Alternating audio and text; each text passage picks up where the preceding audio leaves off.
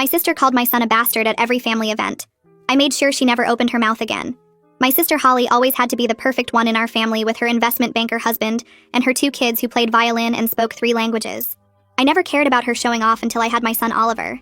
See, Oliver's dad bailed when I was 6 months pregnant.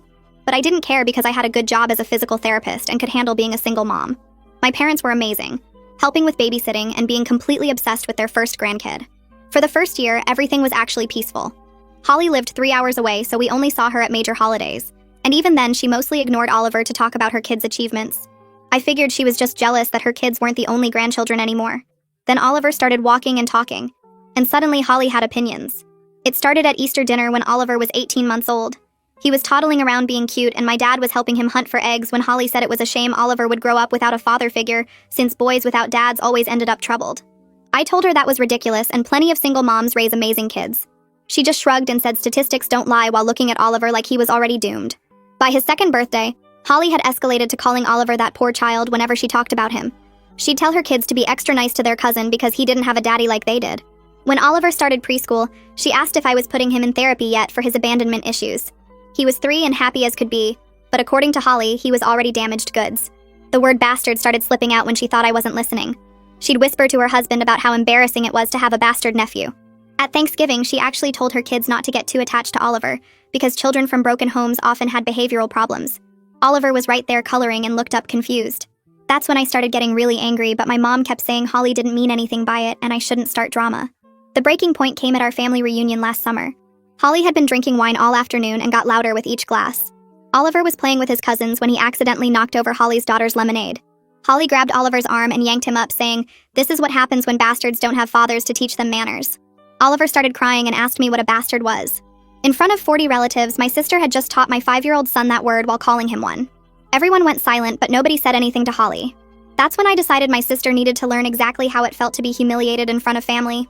First, I did some digging on social media and found out something interesting about Holly's perfect husband. He'd been commenting a lot on his young assistant's posts, especially the bikini ones from her vacation. The comments were just friendly enough to not be proof of anything, but suspicious enough to plant seeds of doubt. I screenshot everything for later. Then I found out through our cousin that Holly's investment firm had just lost a huge client because of a mistake she'd made that cost them millions. She'd been hiding it from everyone, pretending work was going great. At Christmas, I put my plan into action. Holly started her usual routine, making passive-aggressive comments about Oliver needing a male role model. I let her go on for a bit, then mentioned how nice it was that her husband was mentoring young women at his company, especially that pretty assistant he seemed so close with. Holly's face went white. Her husband started stammering about work relationships. I kept going, saying I'd seen how supportive he was on all her beach photos, and it was refreshing to see a married man so comfortable with young female friendships. Holly tried to change the subject, but I turned to her kids and said they were lucky to have parents who trusted each other so much. The tension was incredible. Then my aunt asked Holly about work, and I jumped in saying Holly was being so modest about her recent big moves at the firm. Holly tried to shut me down, but I kept praising her for handling that major client loss with such grace. I asked if she'd found new clients to cover the millions in lost revenue yet. Her husband's head snapped toward her, demanding to know what client loss. Holly had to admit in front of everyone that she'd been hiding a career-destroying mistake for 3 months. The perfect family image shattered in minutes. But I wasn't done. I turned to Holly's kids and said they should be proud their mom was handling everything so well at work. Her oldest daughter looked confused and asked what I meant about clients. Holly's face went from white to red as she tried to shut down the conversation, but my uncle jumped in asking if everything was okay with her job. I kept my voice sweet as sugar while I explained that Holly had been so brave dealing with losing that major account, and wasn't it amazing how she kept showing up to family events pretending nothing was wrong?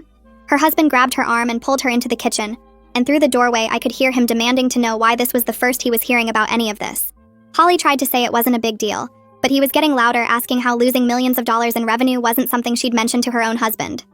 My mom looked at me with this horrified expression, but I just smiled and took another bite of my Christmas cookies. Holly came back to the table with mascara running down her face and announced they were leaving. She grabbed her kids' coats and started shoving their arms into sleeves while they protested about not getting dessert yet. Before she walked out, she looked straight at me and said, "I would regret this." I told her I'd been regretting staying quiet for 5 years while she tortured my son, so we were even now. The door slammed so hard it rattled the windows, and the whole family just sat there in silence staring at their plates. The next morning, my phone started blowing up before I even got out of bed. Text after text rolled in from aunts, uncles, cousins, and family friends who'd heard about what happened at Christmas dinner. My Aunt Sarah sent 3 paragraphs about how family should support each other through hard times, not air dirty laundry in public. My cousin Jake said Holly had it coming after years of being cruel to Oliver, and he was glad someone finally called her out. Uncle Mark wrote that I was out of line bringing up work issues that weren't my business to share. My phone kept buzzing with new messages every few minutes, and I realized the family had split into two camps. Half of them thought I'd crossed a line by humiliating Holly in front of everyone, especially about her marriage and career. The other half admitted they'd watched Holly be nasty to Oliver for years, and were relieved someone finally stood up to her. I sat in bed scrolling through the messages, and it hit me that I'd just blown up our entire family dynamic in one dinner. My mom called around 10 in the morning, and I could hear she'd been crying before she even said hello. She begged me to call Holly and apologize, saying the family couldn't handle this kind of drama and someone needed to be the bigger person. I asked her why I should apologize when Holly had spent 5 years calling my son a bastard and nobody ever asked her to say sorry. Mom said that was different because Holly never meant to hurt anyone. She just had strong opinions about family structure. I actually laughed at that and told my mom that calling a 5-year-old a bastard to his face wasn't having opinions. It was being cruel. Mom started crying harder and said I was tearing the family apart, and couldn't I just smooth things over for everyone's sake? I told her I was done smoothing things over while my son got treated like garbage, and if the family couldn't handle me defending Oliver, then maybe they needed to pick better battles. She hung up on me, which she'd never done in my entire life. Around noon, my phone lit up with a text from Holly that was so long it came through in 3 separate messages. She wrote that I was a jealous single mother who couldn't stand seeing her happy and successful, so I decided to destroy her marriage out of pure spite. She said Bryson's assistant was just a work friend, and I'd twisted innocent social media comments into something ugly because I was bitter about being alone. Holly claimed I'd always been jealous of her perfect family, and used Oliver as an excuse to attack her when really I just hated that she had everything I wanted. She wrote that bringing up the work situation was a low blow because she'd been handling it privately, and I had no right to embarrass her in front of the whole family. The texts kept coming, saying I was a terrible sister who prioritized revenge over family unity, and that Oliver would grow up learning it was okay to hurt people who made you angry. She ended by saying she hoped I was happy now that I'd ruined Christmas and turned everyone against each other. I screenshot every single message she sent because the way she was defending herself so hard told me I'd hit way closer to the truth than she wanted to admit.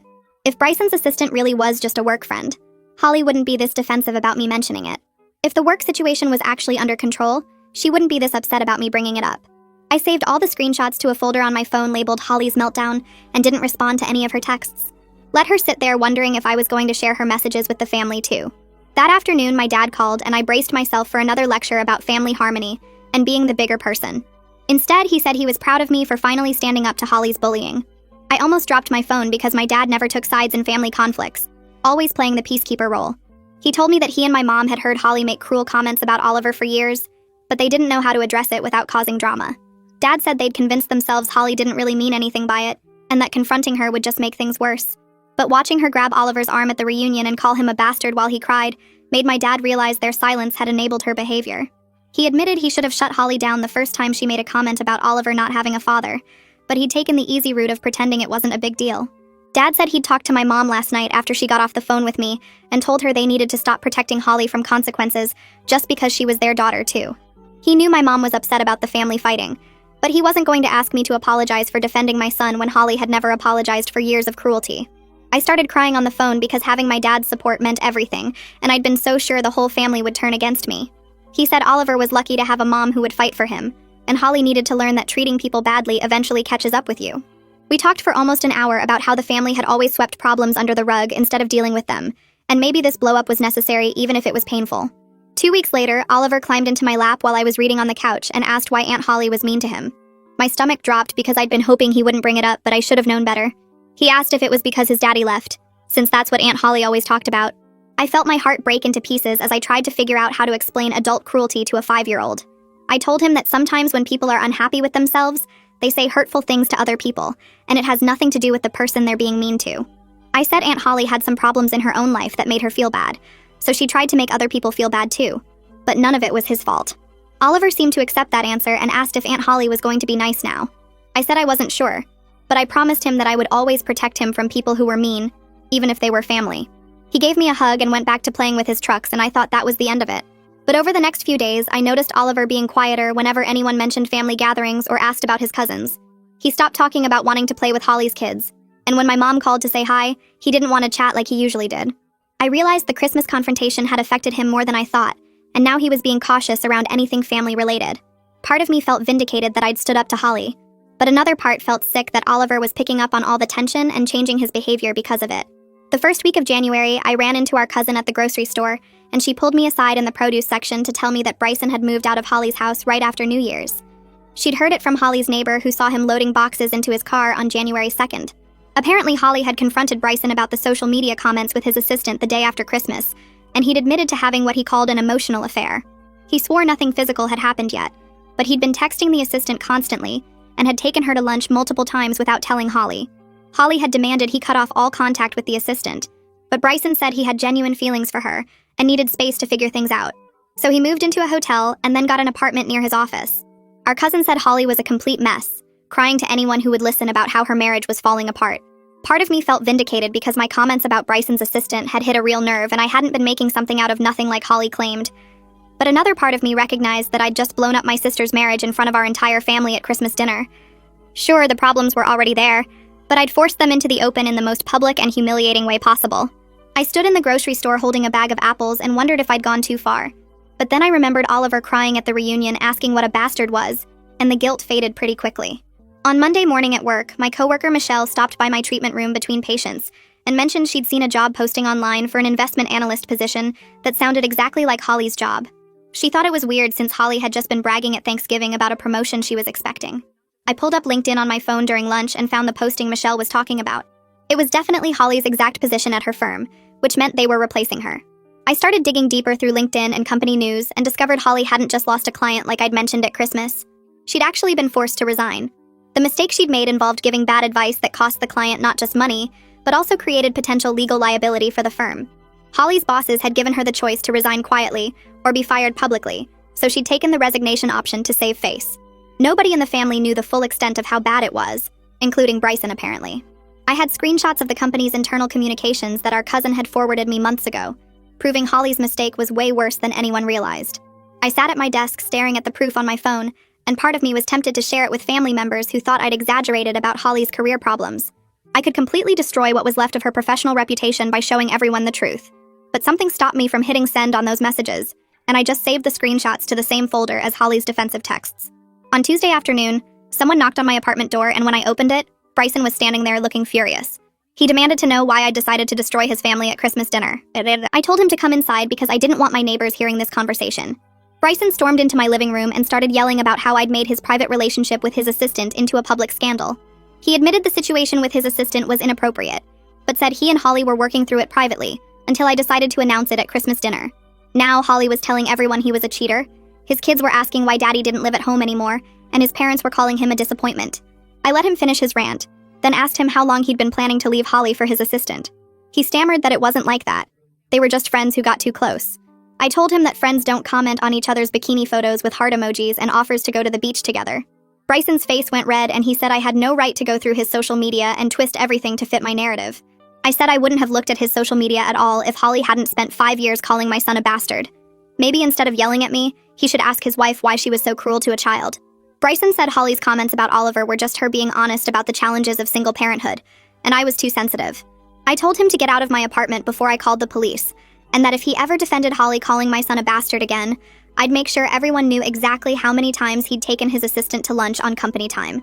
Thursday morning, my boss asked me to come to her office before my first patient arrived. She closed the door and told me that 3 clients had requested different therapists over the past week because they'd heard about my family drama through the small-town gossip network. She wasn't firing me, but she needed me to understand that my personal life was affecting my professional reputation. One client had specifically mentioned hearing about me publicly humiliating my sister at Christmas and decided she didn't want therapy from someone who handled conflict that way. My boss said I needed to keep future family issues private because the clinic couldn't afford to lose clients over staff personal problems. I sat there feeling my face burn with embarrassment and anger. I was facing professional consequences for defending my son from someone who'd bullied him for years. My boss kept talking about maintaining professional boundaries and community reputation, but all I could think about was how unfair it was that I was the one getting punished. Holly had spent 5 years being cruel to a child and nobody cared, but I exposed her secrets once and suddenly I was the problem. I left my boss's office and went straight to the bathroom to cry before my first patient showed up. I realized revenge had costs I hadn't fully considered, and protecting Oliver was going to affect more than just my relationship with Holly. That afternoon, Oliver's preschool teacher Harper called my cell phone during my lunch break. She said Oliver had been acting out in class over the past week, pushing other kids during playtime and saying mean things he'd never said before. Yesterday, he'd told another student that his mommy said some people deserve to feel bad, and today he'd pushed a girl off the swing and called her stupid. Harper said this was completely out of character for Oliver, who was usually one of the sweetest kids in class. She gently suggested that the family tension I'd mentioned at pickup last week might be affecting his behavior more than I realized. Harper recommended I consider getting Oliver some counseling to help him process whatever he was picking up at home. She said kids absorb adult conflict even when we think we're protecting them from it, and Oliver clearly needed help working through his feelings. I hung up the phone and felt like I'd been punched in the stomach. Protecting Oliver was my whole reason for confronting Holly at Christmas, and now he was the one suffering from the fallout. He was acting out at the school, pushing kids, saying cruel things, and it was because of the family war I'd started. I'd thought standing up to Holly would show Oliver that I'd always defend him, but instead I'd created an environment where he was learning that hurting people were acceptable when you were angry. Friday night, I was scrolling through Facebook when I saw that Holly's daughter Zoe had posted something cryptic about fake friends and people showing their true colors. I clicked on her profile and saw she'd been posting sad quotes all week about betrayal and loneliness. Then I noticed Blakely's account had a post from Holly saying they were looking for a new violin teacher because their previous one had decided not to continue lessons. I messaged our cousin and asked what was going on with Holly's kids. She told me that other parents at their private school had heard about the Christmas drama through the gossip network, and some of them had started excluding Holly's daughters from playdates and birthday parties. Apparently, the school had a very tight-knit parent community, and word had spread that Holly's husband left her for his assistant, and she'd lost her job. Some parents didn't want their kids associating with children from that kind of family situation. Blakely's violin teacher had dropped her as a student, because the teacher was friends with one of the moms who'd decided to distance herself from Holly's family. I felt genuinely sick reading about what was happening to two innocent kids who had nothing to do with their mother's cruelty, or my public revenge. Zoe and Blakely were paying the price for adult conflicts they hadn't caused, and I'd never wanted to hurt them when I exposed Holly's secrets at Christmas. Saturday morning, my mom called while I was making breakfast for Oliver. She asked if we could all come to Sunday dinner because she wanted to talk about something important. I knew from her tone that this wasn't going to be a normal family meal. She said both Holly and I needed to be there to work things out as a family. I told her I wasn't interested in making peace when Holly still hadn't apologized to Oliver for calling him a bastard. My mom got quiet for a second, then said she couldn't handle the divided family anymore, and the stress was affecting Dad's blood pressure. She said if Holly and I couldn't figure out how to be civil, then she was done hosting family events. It felt like an ultimatum, and I was furious that they were pressuring me to reconcile when Holly was the one who started this whole mess. But I agreed to come because I didn't want Oliver losing his grandparents over adult drama. I told my mom we'd be there at 6 and hung up feeling like I was walking into an ambush. Tuesday afternoon, I stopped at the coffee shop near my clinic to grab something between patients. I was waiting for my order when I heard two women at the table behind me talking. One of them mentioned Holly's name, and I froze. The woman said Holly had been seeing a therapist for severe anxiety and depression. She told her friend that Holly had a complete breakdown at book club last week, talking about losing everything she'd built. The woman said Holly cried for 20 minutes about her marriage falling apart and her career being destroyed. I stood there holding my coffee, feeling something I didn't expect. For years, I'd seen Holly as the perfect sister who had everything together and used that perfection to make me feel small. But listening to this stranger describe Holly's breakdown made me realize she was probably miserable the whole time. Maybe she took out her unhappiness on easy targets like me and Oliver, because she couldn't admit her own life was falling apart. I left the coffee shop feeling confused about whether my revenge had been worth it. Thursday morning, the cousin called while I was doing laundry. She said she needed to tell me something about Holly's situation. Holly's forced resignation meant she lost unvested stock options worth over $200,000. Combined with Bryson leaving, Holly might have to sell their house because she couldn't afford the mortgage on her own. The cousin said several relatives were lending Holly money to help her stay afloat, which was straining their own finances during a tough economy. My aunt had given Holly $5,000, and my uncle had covered 2 months of the girl's private school tuition. I realized my Christmas revelation had created a domino effect that was hurting people who had nothing to do with the original conflict. Family members were draining their savings to help Holly survive the fallout from secrets I'd exposed. I hung up the phone and sat on the floor surrounded by clean clothes, wondering how protecting Oliver had turned into financial crisis for half the family. Friday afternoon, I picked Oliver up from preschool and he was quiet on the drive home. I asked if something happened at the school, and he said a kid told him something during recess. Oliver asked me if I made Holly's family fall apart because she was mean to him. My stomach dropped and I pulled into a parking lot so I could turn around and look at him. He said the kid at the school told him that I ruined everything at Christmas, and now his cousins were sad. Oliver's eyes were filling with tears, and he asked if it was his fault that Holly's family was broken. I unbuckled my seatbelt and climbed into the back seat to hug him. I told him that none of this was his fault, and that adults sometimes make mistakes when they're trying to protect people they love. He asked if I made a mistake, and I didn't know how to answer. I said protecting him was right, but maybe I did it in a way that hurt more people than necessary. Oliver was taking on guilt for adult conflicts that he didn't understand, and I had no idea how to explain that the world was more complicated than good people and bad people. Saturday night, I checked my email before bed and saw a message from Holly. The subject line said, "We need to talk." I almost deleted it, but something made me open it. Holly wrote that she wanted to apologize to Oliver but needed to set some boundaries about family information staying private. She admitted she was cruel about my single motherhood because she was projecting her own marriage insecurity onto me. She said watching me seem happy as a single mom while she was miserable in her perfect marriage made her jealous and mean. But then Holly wrote that I had no right to publicly destroy her life in front of 40 relatives at Christmas. She said I could have confronted her privately about her behavior toward Oliver instead of exposing her marriage problems and career failure to the entire family. The email was raw and honest in a way Holly had never been with me. She wasn't making excuses for calling Oliver a bastard, but she also wasn't pretending that what I did was justified. I read the email 3 times trying to figure out if this vulnerability was real, or if Holly was manipulating me into feeling guilty. The next week, Michelle pulled me aside at work during our lunch break. She said she was worried about me because I'd become obsessed with tracking Holly's situation. Michelle pointed out that I spent every break scrolling through social media looking for updates about Holly, and seemed angrier now than right after Christmas. She asked if I was okay, and I snapped that I was fine. Michelle said I clearly wasn't fine, and that my anger was starting to affect how I treated patients. She mentioned that I'd been short with a client that morning who asked about rescheduling. I told Michelle to mind her own business and walked away. Later that day, my dad called, but I let it go to voicemail. He'd been calling less frequently over the past few weeks, and I knew he was caught between supporting me and helping Holly through her crisis. I listened to his message and he sounded tired. He said he loved me but couldn't keep choosing sides in this family war. I realized I'd isolated myself by making everyone pick between Holly and me. My support system was falling apart under the weight of prolonged family warfare. Wednesday night, I was scrolling through Facebook when I saw Bryson had updated his relationship status. He was now listed as in a relationship with someone named Jessica Smith. I clicked on her profile and recognized her from the bikini photos I'd found last fall. She was the assistant whose posts Bryson had been commenting on. I scrolled through their photos together and saw they'd been publicly dating for at least a month. Holly's worst fears had come true, and Bryson had left her for the woman she suspected. I sat there staring at photos of Bryson and the assistant at restaurants and events. Holly was now a single mother facing the exact situation she'd spent 5 years mocking me for. But she was also dealing with career destruction and financial crisis on top of the divorce. I had a choice to make about whether to keep enjoying her downfall or recognize that she'd hit bottom. Continuing to push served no purpose except cruelty, and I was tired of being cruel. Thursday morning, I woke up and made a decision. I opened my laptop and found the folder where I'd saved screenshots of Holly's forced resignation details. I'd been considering sharing them with family members who thought I'd exaggerated her career problems. The screenshots showed emails between Holly and HR discussing the exact nature of her mistake and the firm's decision to force her out. I stared at the files for a long time, then selected them all and hit delete. I realized Oliver didn't need me to completely destroy his aunt to feel protected. At some point, revenge crosses from justice into something uglier, and I'd already crossed that line. I was exhausted from months of anger, and ready to see if there was a way forward that didn't require total family destruction. I emptied the trash folder on my computer and felt something shift inside me. Friday afternoon, I called Holly's cell phone. She answered on the 3rd ring, and we were both silent for a few seconds. I told her I'd read her email and was willing to meet somewhere neutral without our parents. Holly suggested a park halfway between our houses. We agreed to meet Sunday at 2 in the afternoon. When I got there, Holly was already sitting at a picnic table looking smaller than I remembered. I sat down across from her and we stared at each other. Holly started talking first and apologized for years of cruel comments about Oliver. She admitted she was jealous that I seemed happy as a single mom while she was miserable in her perfect marriage.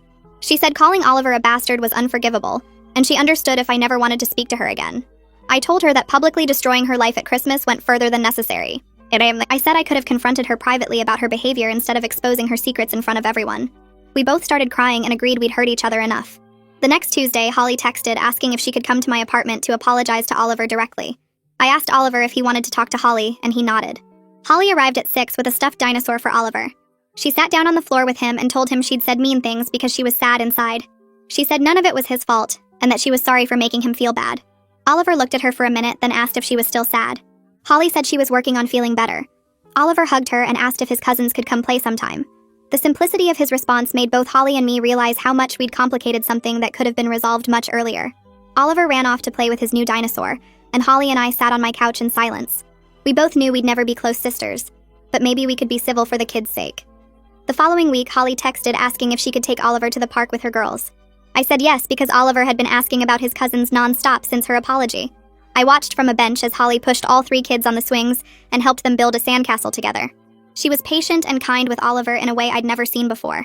And when he fell and scraped his knee, she cleaned it up and gave him a hug without any of her usual judgment about single moms raising fragile kids. On the drive home, Oliver told me he liked having his aunt back and asked if we could do it again soon. I told him we'd try to see them more often, but that sometimes grown-ups needed time to work through their problems. He seemed satisfied with that answer and went back to playing with his dinosaur. Over the next few weeks, Holly and I started texting about normal things like what the kids were doing in the school and funny stories about their latest antics. We weren't close, but we were civil, and that felt like enough given everything that had happened. She sent me a job posting for a position at a smaller investment firm and told me she'd applied even though the pay was less than half what she used to make. I could tell she was scared about starting over but trying to stay positive for her girls. My mom called to say she was relieved Holly and I were talking again because the family tension had been making her physically sick with worry. I told her we were working on it, but that she needed to stop expecting us to go back to how things were before, because that version of our relationship was built on Holly's cruelty and everyone's silence about it. 3 months passed, and I got a call from Harper asking if I had a few minutes to talk about Oliver. My stomach dropped because I immediately assumed the worst, but she quickly reassured me that everything was fine. She said Oliver had been doing much better in class over the past several weeks and seemed back to his normal, happy self. He was playing well with other kids again, and his aggressive behavior had completely stopped once the family drama calmed down. She told me he seemed more secure and confident, which was exactly what I needed to hear after months of worrying I'd damaged him permanently with the Christmas confrontation. I thanked her for calling and hung up feeling like I could finally breathe properly for the first time since the holidays. That afternoon, I picked Oliver up from preschool, and he ran to me with a painting he'd made of our family. He'd drawn me, his grandparents, Holly, and his cousins all holding hands under a big sun. I asked him why everyone was holding hands, and he said because families stick together even when they fight sometimes. The simple wisdom of a 5-year-old hit me harder than any therapy session could have. Over the next few weeks, I noticed Oliver was more careful around family gatherings, though, asking me questions about why adults get mad at each other and whether everyone would be nice at the next dinner. He'd developed a cautious awareness that hadn't been there before, checking my face for signs of tension whenever Holly was in the room. I hated that he'd lost some of his innocent trust in family harmony, but I also knew he was learning that relationships could survive conflict and repair themselves with effort. 4th of July came around and my parents hosted a barbecue in their backyard. I arrived early to help set up and found Holly already there arranging plates and cups on the picnic tables. We said hello and worked side by side in careful politeness, both of us aware that the whole family was watching to see how we'd interact. My dad fired up the grill and Mom kept nervously glancing between Holly and me like she expected us to start fighting at any moment.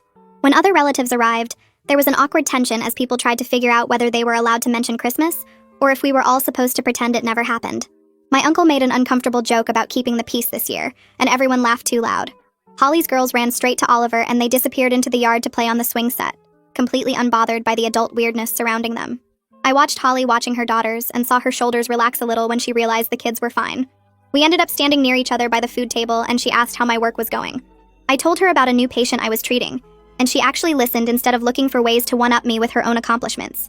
She mentioned she'd gotten the job at the smaller firm and was starting next week, and I could see both relief and fear in her eyes about this new chapter as a single working mom. Throughout the afternoon, Holly and I maintained our careful distance, speaking when necessary, but not forcing closeness that neither of us felt ready for.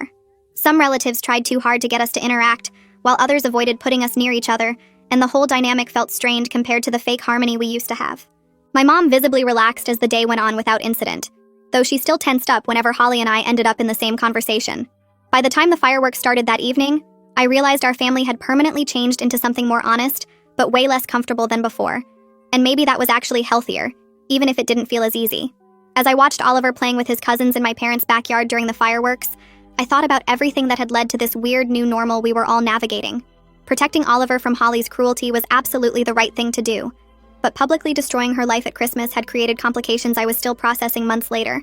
Holly learned that calling a child a bastard had real consequences that went beyond just hurt feelings, and I learned that revenge feels amazing in the moment, but leaves you dealing with messy aftermath for a long time. Our family would never go back to pretending everything was perfect with Holly's fake achievements and everyone ignoring her mean comments about Oliver. Maybe that was better than the fake peace that had allowed her behavior to continue for years without anyone calling her out on it. Oliver was safe now and knew I would always defend him no matter what, and that mattered more than anything else, even if getting here had been messier and more complicated than I'd planned. He looked up at the fireworks with his cousins beside him and smiled, and in that moment I knew we'd all survive this family mess, even if we'd never be the same as before.